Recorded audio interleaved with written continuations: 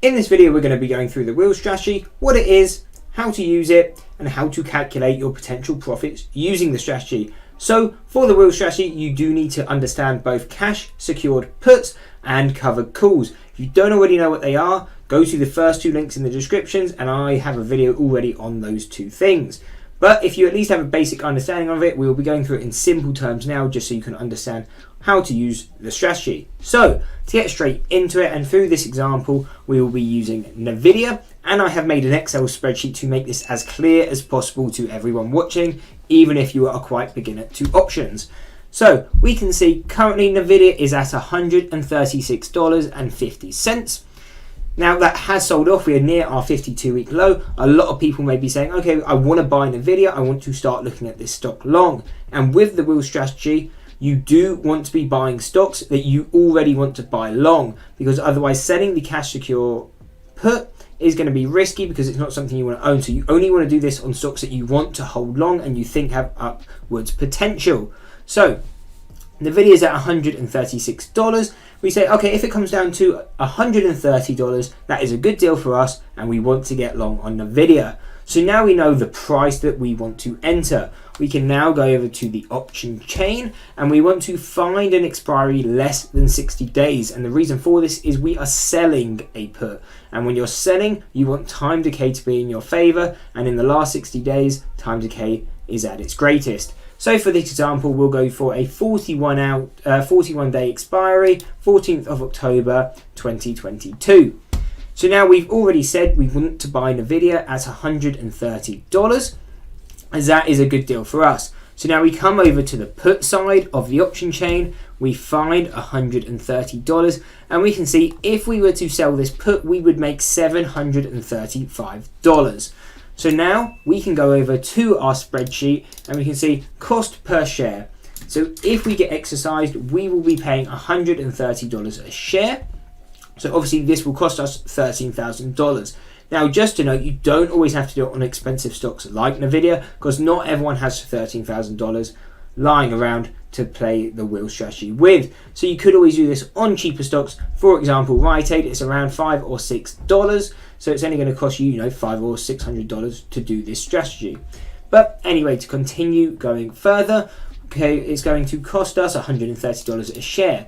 We now know, if we go back to the option chain, we are getting paid $735 to sell this put. So knowing that, we can put premium of put, $735. So now this tells us we only actually need $12,265 to take this trade, because we receive this premium before we even buy the shares, and whether we have to buy the shares or not doesn't matter, we still keep that $735.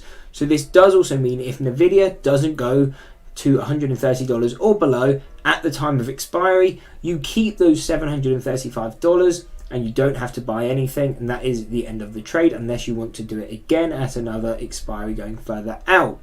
But now we know we're getting paid $735 to do this. It's now only going to cost us $12,265 after you take away that premium. We now know our new average, our new break even on NVIDIA is at $122.65. So this means if in 41 days we have to buy NVIDIA, as long as it's above $122.65, we are already in profit.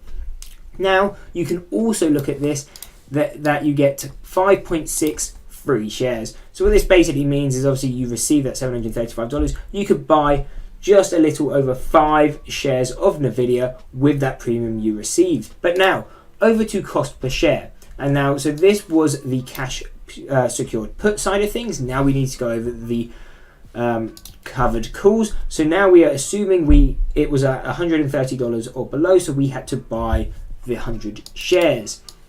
Now we know our new break even is at $122.65. So now we know that's now going to be our break even, our average price in NVIDIA. We can see that. So now we already know how much it's going to cost us to do that trade, as we were told over here. But now we need to see how much are we going to receive from selling a call. So now this is where you can kind of pick and choose what call you sell. So over here you need to go over to the call side and you start looking at which ones you want to sell. And so you could do a very tight one. For example, if we're long around 130, you could sell say a 140 put if you're looking to get out of this trade relatively quickly. Now, if you're holding this in more as an investment standpoint, you could look for even further out, maybe 180, 175. Yes, you will get paid less premium to do that, but you will profit more from the price increase in shares, and that is really the main thing. So you just need to see, are you looking at a short-term trade or are you looking at a long-term trade / investment, because that will change whether you pick what call basically you will pick. But for this example, we are more of a trading channel, so we will focus on the short-term side of things and we will look at the 140 strike. And in this example, we would get paid $885 to sell a 140 strike. So now knowing this, we can come over to the Excel spreadsheet, we can put in our $885, which we would receive. Now, what we can see is on our $12,000, $265 of risk, because that is how much obviously those 100 shares now costed us. We can see just from setting that call, we instantly make 7.2% of our money back. So that is quite a nice thing that you're offsetting your risk as well, because if prices continue to fall, we could fall by 7.2% and we would still be all right. Now we need the strike, and again we decided on the $140 strike, so we can now see our average price is $122.65. Our strike is 140. So the difference between the cost we are paid per share and the difference to the strike is now $17.35. So this means from our break-even price to the strike, we now make $1,735 just in shares once we get assigned. So we see that now. This means we now made 21%. And this 21% off the $12,265, and that gain is from both selling the call and the profit from the shares.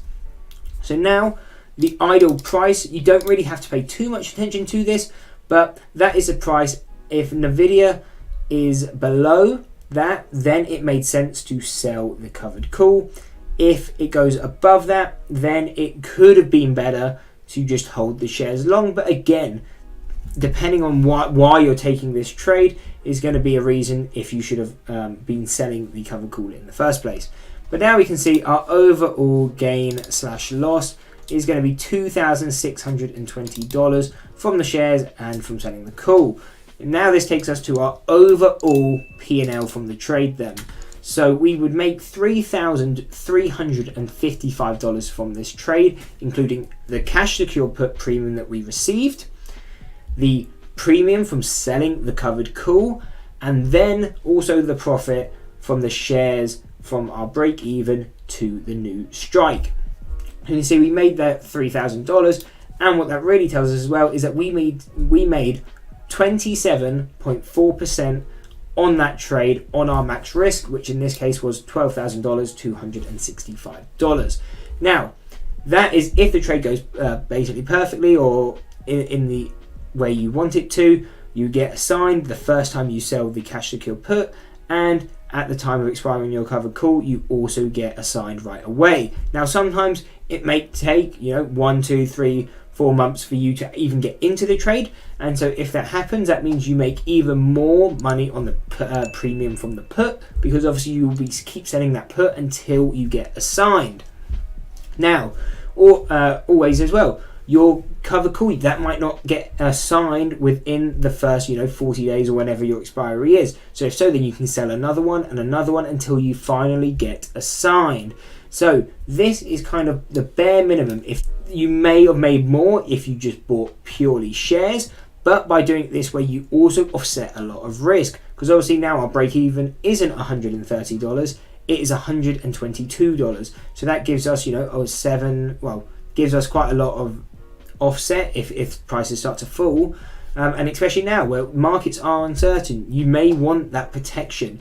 a bit of extra protection to the downside. The stock can fall and you can still be in an alright condition. Anyway, I hope you enjoyed the video. If you did, why not drop a like and subscribe. If anything was confusing or you need anything explained a bit more, post it in the comments and I will definitely help you out. Otherwise, why don't you check out the strategy I trade every day in the stock market and I sometimes pair with this real strategy.